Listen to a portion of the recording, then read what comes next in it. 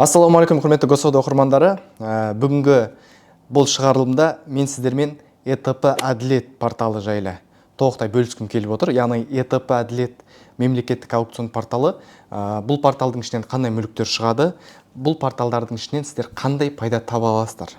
Міне осы жайлы бұл шығарылымда сіздермен толықтай айтатын боламын. Және де бұл порталдармен сіздер айналыса аласыздар ма, процесс қалай жүреді, барлығы заңды ма, осы жайлы толықтай біле аласыздар. Бізге каналымызға тіркеліп алыңыздар. Осындай құнды ақпараттардың барлығын біліп отыру үшін лайк басып және комментарий жазып кетіңіздер. Жалпы ЭТП Әділет порталы бойынша қысқаша ақпарат берейін. Бұл қазақстандық жеке сот орындаушылардың порталы. Бұл ЭТП Әділет порталының ішінде сіздер қандай да бір қазақстандық банктарда, не болмаса қандай да бір микроқаржылық ұйымдарда арестта тұрған мүліктерді көре аласыздар. Яғни көбінде ойнатылады автокөліктер, пәтерлер, жерлер.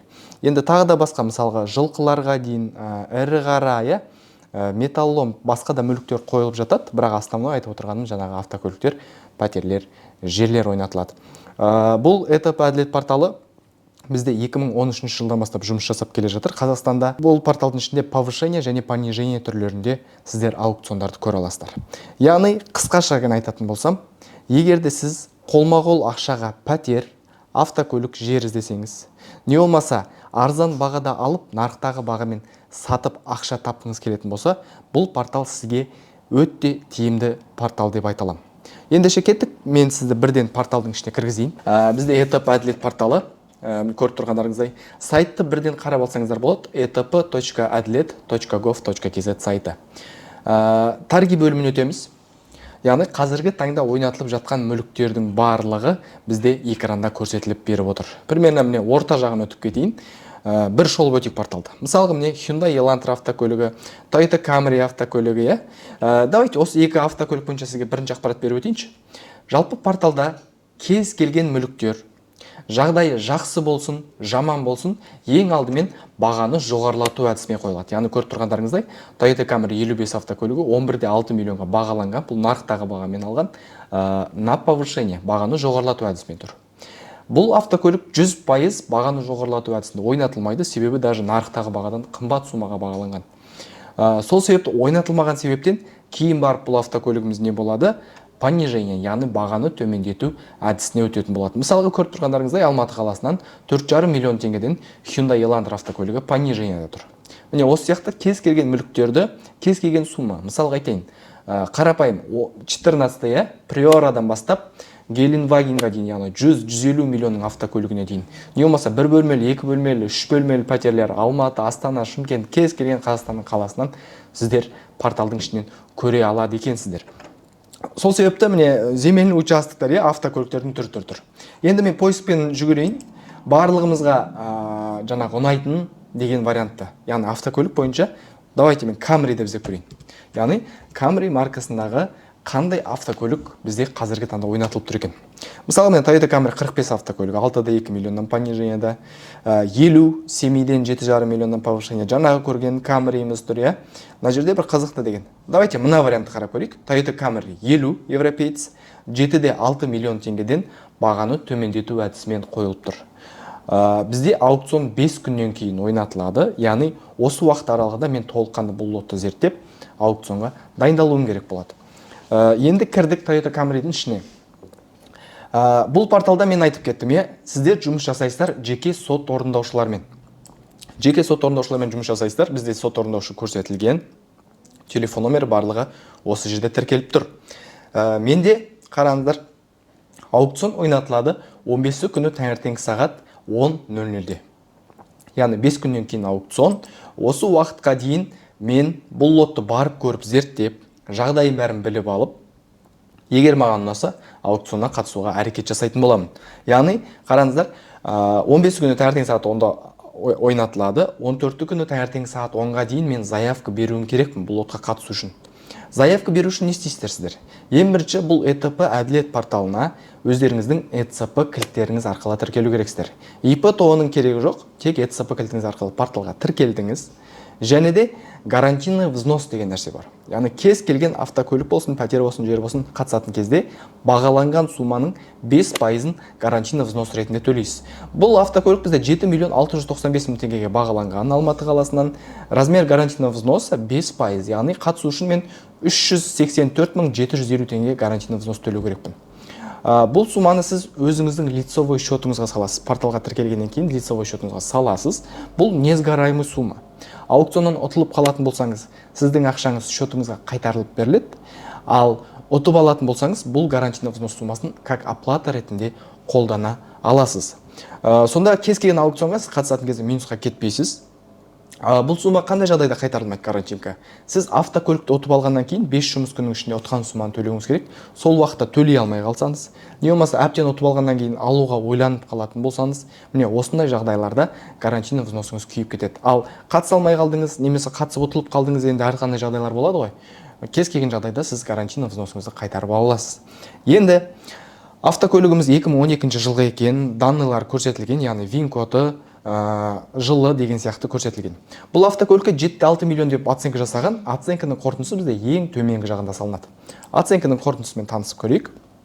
Содан кейін примерно қандай баға ұтуға болады, соған кішігірім анализ жасап көретін боламыз.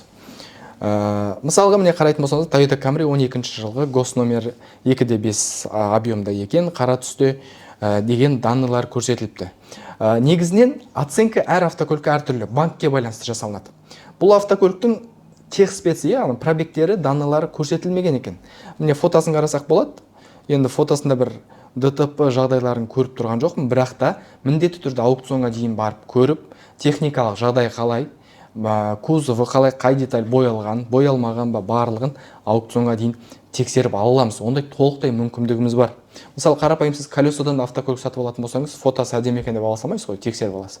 Сол сияқты бұл порталды да біз тексеріп ала аламыз. Және де осылай жағдайын қарап, нарықтағы бағамен альтернатива алған. Яғни дәл осындай 12 жылғылар 8 миллион, 8-де 1 миллион және 8-де 2 миллион деген 3 альтернатива алып, соның ортақ бағасын шығарып, автокөлікке оценка жасаған екен. Қазір 7 миллион 695 мың теңгеге бағаланып тұр. Енді қараңыз, баға қаншаға дейін түседі? Бұл жерде қарап тұрсаңыздар, баға қаншаға дейін түсетіні көрсетілмеген. ЕТП әділет порталында баға 50%-ға дейін төмендейді. Яғни 7-де 7 миллион деп алайыншы. 7-де 7 миллион теңгенің 50% қанша бізде? 3 миллион 850 мың теңге, примерно. 3 миллион 850 мың теңгеге дейін баға түседі. Бірақ та минимальный сумасына түспеуі мүмкін. Себебі сізден бөлекте порталда қатысатын кісілер бар. Енді қалай жасаймыз? Аукцион қалай өтеді? 15 секунд таңертең сағат 10-да аукцион басталды. Мен барып көрдім, машинаны жағдай бәрі жақсы екен. Мысалға ешқандай вложение керек емес екен. Нарықта бұлар қазіргі таңда қанша тұрады? Примерно 7,5-7 миллион теңге, мысалға минималкамен алайық, 7 миллион теңге тұрады деп алдық. Енді мен бұл жерде қанша қалсам болады? Мысалы, мен өз опытымдан алайын, егер жағдай идеальный болса, бұл автокөлікті мен аукционнан уже 5,5-6 миллион теңге көлемінде ұтуға тырысатын едім бұл автокөлікті. Яғни нарықтан 1-1,5 миллион төмен сумада. Енді ары қарай кеттік. Аукцион қалай өтеді? Аукцион бізде шаг аукцион 3% деп көрсетілген. Яғни 7-де 7 миллион теңгенің әр 5 минут сайын 3%-ден құлап отырады. Енді мен мына жерде аккурат етіп 3%-ы 200 мың теңге деп ала салайын. 200 мың теңге деп ала салайын. 7-де 7 миллион теңгеге бағаланған аукцион басталды.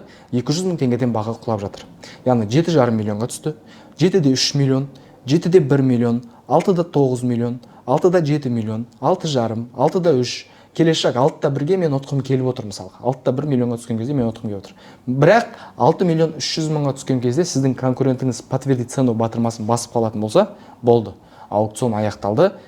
Сіз аукционнан ұтылып қалдыңыз. Ал 6-да 1 миллионға түскен кезде сіз бірінші болып басатын болсаңыз, бұл автокөлікті ұтып алдыңыз деген сөз. Енді тағы бір айтып кететін ақпарат, бұл жерде.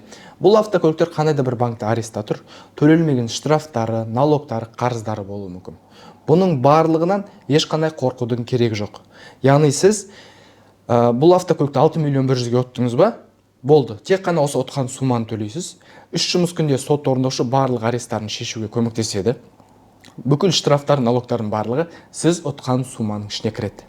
Толықтай аресттарын шешіп алып, спецсон арқылы договор купли-продажымен сіз атыңызға шығара аласыз. Міне, қарапайым жасалынатын мәселе. Енді осы мәселені жалпы процесс барысында толыққанды өздеріңізде қарап көре аласыздар. Яғни штрафтары, налогтары басқа да қарыздарынан ешқандай қорқудың керегі жоқ. Яғни сіздерге айтарым, ЕТП әділет порталында қандай риск бар?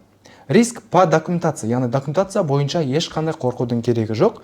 Ең бастысы, сіз қатысып отырған автокөліктің жағдайы қалай? Боялған, боялмаған, мотор коробкасы жақсы, жаман, міне осыны сіз меңгеріп алуыңыз керек. Егер бұл автокөліктің мысалы жағдайы нашарлау болатын болса, одан да төмен түсіре аламыз. Жаңа айтқандай 3.850.000 теңгеге дейін бағасы төмендейтін болады бұл автокөліктің. Енді дәл осы жерде мен енді примерно өзімнің бағамды қойып отырмын ғой. Давайте конкуренцияны қарап көрейік. Яғни артқа шықтым, қараңыздар, менде фильтрде Camry деп көрсетіліп тұр. Статус прием заявкта, яғни қазіргі таңда ойнатылып жатқан лоттар. Статусты состоявшийся торги, яғни ойнатылып кеткен торгтарға ауыстырдым. Дәл осындай Camry біреуін іздеп көрейік. Міне мысалы бірінші шығып тұр, бізде 4 күн бұрын ойнатылған аукцион, тоже Toyota Camry 50, ақ түсте Павлодардан ойнатылыпты. Бастапқы сума 8,1 миллион теңге. Осыдан төмендетуге ойнаған екен. Лоттың ішіне кірдім, қараңыздар. Ең төменгі жағына түсеміз, яғни ойнатылып кеткен автокөліктер, Toyota Camry 2014 жылғы ойнатылып кеткен автокөліктердің қорытындысы ең төменгі жағында.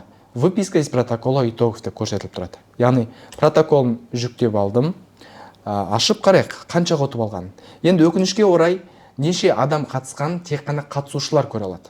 Ал біз кім ұтып алды және қанша сумаға ұтып алғанын көре аламыз. Міне қарайтын болсаңыздар, стартовый цена, бастапқы сума 8,1 миллион болған, сатылған сума, яғни продан по цене 4.212.000 теңгеге 14 жылғы Camry сатылған, ойлаңыздар. Өзінің бастапқы сумасынан 50% төмендеген екен. Ұтып алған адам бізде міне Алтынгүл деген кісі екен, яғни даналар көрсетіліп тұр. Міне көріп тұрғандарыңыздай, тағы да қайталап айтайын, қолма-қол ақшаға автокөлік, пәтер, жер іздесеңіз, не болмаса алып сатумен айналысыңыз келетін болса, ЕТП әділет порталы өте тиімді портал. Заңсыз нәрселер, жаңағы бұрмалаушылық, коррупция дегенді мен өзім бұл порталмен айналысып жүргеніме 5 жылдан артық уақыт болды. Ондай жоқ. Барлығы аукцион түрінде досконально өтетін болады. 5 жыл көлемінде менде мысалы ұтқан сумамнан артық шығын шықты, минусқа кеттім деген кездер болған жоқ. Ол жағынан мен толыққанды өзім гарантия бере аламын. Мысалға айтып отырмын. Енді бұл жерде артқа қарай шығайын. Содан бөлек квартираларда, мысалға енді квартиралармен бір жүгіріп өтейік. Например, міне статусты прием заявка өзгерттім да, мына жерге квартира деп жазып көрейін. Міне мысалы Ақмола облысынан, Қостанайдан 4 миллионнан понижениеда, Қарағанды, Абай дейді, бізде Астанадан, қараңыз, 16 миллион теңгеден повышениеда, мысалы Астана қаласынан дәл осы. Бұл бізде ескілеу бірақ ЖК сияқты. Міне тағы бір Астанадан 19 миллион теңгеден. Бұл уже міне жаңа ЖК. Жаңа ЖК-дан 19 миллион теңгеден әзірге повышениеда тұр. Понижение түріне міндетті түрде түседі. Сол кезде уже қатысып көре аласыздар. Портал бойынша ұтқан жағдайда бөліп төлеу, кредит, рассрочка деген жоқ. Тек қана қолма-қол ақшаға сатып аламыз. Сол себептен бір жағынан менің өзімнің ойым, сол себептен де конкуренция өте төмен болып жатады порталдың ішінде. Порталдың ішінде енді мен сізге қысқаша түсіндіріп өттім. Өзіңіз толыққанды қарап шығыңыз. Егер сізге қызықты болып және аукциондармен толыққанды айналысыңыз келетін болса, біз сіздерге осы порталдармен бірге жұмыс жасауды ұсынамыз. Яғни біздің услугаларды таныстырып өтейін. Егер де сіз мысалға тек қана өзіңізге бір автокөлік или пәтер іздейтін болсаңыз, бізде услуга форматы қарастырылған. Яғни біз сіздің атыңыздан сіз қалаған аукционға қатысып береміз. Және де сіз қалаған сумаға ұтып беруге тырысамыз.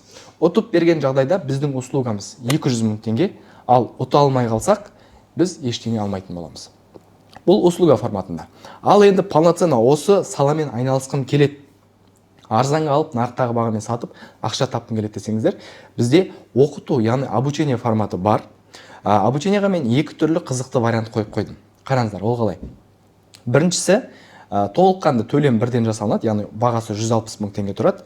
Осы ЕТП әділет, сонымен қатар Е-қазына, Е-сауда деген аукцион порталдары бар.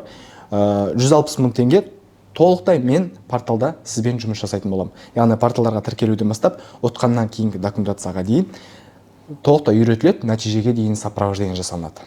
Ал енді екінші жағы, қазір мысалы енді қарайтын болсаңыздар, курстар көп, е? Курстар ойбай миллион табасың, 2 миллион тауып шығасың деген сияқты обещание беретін курстар өте көп. Сол себепті сізде сондай күдік болатын болса, нәтиже шығара алмай қалатын шығармын деген. Онда тағы бір ұсынысым бар. Сіз тегін қосыласыз. Яғни мен сізге досконально 2 апта көлемінде оқытып жүреді. Бастан аяқ үйретемін. Аукциондарға бірге қатысамыз. Біз айтқан бойынша біздің 5 жылдық опытымызбен бірге айналысамыз. 2 апта көлемінде егер нәтиже шығаратын болсаңыз, нәтиже шығатын болса, курстың құны 300 000 теңге болады.